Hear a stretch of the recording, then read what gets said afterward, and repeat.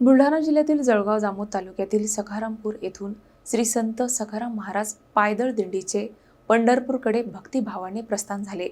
139 वर्षाची परंपरा जपणाऱ्या या दिंडीत 100हून अधिक वारकरी सहभागी झाले असून संपूर्ण परिसर विठ्ठल नामाच्या गजराने दुमदुमून गेला। बुलढाणा जिल्ह्यातील जळगाव जामोद तालुक्यातील सखारामपूर येथून श्री संत सखाराम महाराज पायदळ दिंडीचे विठ्ठलाच्या दर्शनासाठी पंढरपूरकडे उत्साहपूर्ण वातावरणात प्रस्थान झाले।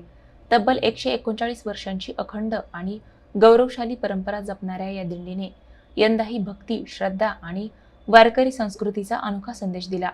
टाळ, मृदुंग आणि वीणेच्या निनादात ज्ञानोबा तुकाराम, पांडुरंग हरी तसेच विठ्ठल नामाच्या अखंड जयघोषात 100हून अधिक वारकरी पायी मार्गस्थ झाले। सखारामपूर ते भेडवड या संपूर्ण मार्गावर भाविकांनी मोठ्या संख्येने उपस्थित राहून दिंडीचे उत्स्फूर्त स्वागत केले। फुलांची उधळण, हरिनामाचा गजर आणि भक्तिमय वातावरणामुळे परिसर विठ्ठलमय झाला होता। यावेळी कृषी उत्पन्न बाजार समिती जळगाव जामोदचे सभापती प्रसन्नजित पाटील, दादासाहेब पाटील, दीपक पाटील, हरिभाऊ पाटील, रामभाऊ जाने, योगेश भिसे, विठ्ठल अवचार यांच्यासह अनेक मान्यवर आणि हजारो भाविक उपस्थित होते। दिंडीचा प्रवास सुरक्षित आणि सुरळीत पार पडावा यासाठी पोलीस प्रशासनाने चोख बंदोबस्त ठेवला होता। भेडवड येथे अवचार परिवाराच्या वतीने वारकऱ्यांसाठी नाश्त्याची व्यवस्था करण्यात आली। त्यानंतर दिंडीने भेडवड बास्तान मार्गे पंढरपूरच्या दिशेने पुढील प्रवास सुरू केला। शतकाहून अधिक काळापासून अखंड सुरू असलेली ही दिंडी वारकरी परंपरेचे, सामाजिक ऐक्याचे आणि विठ्ठल भक्तीचे जिवंत प्रतीक मानली जाते।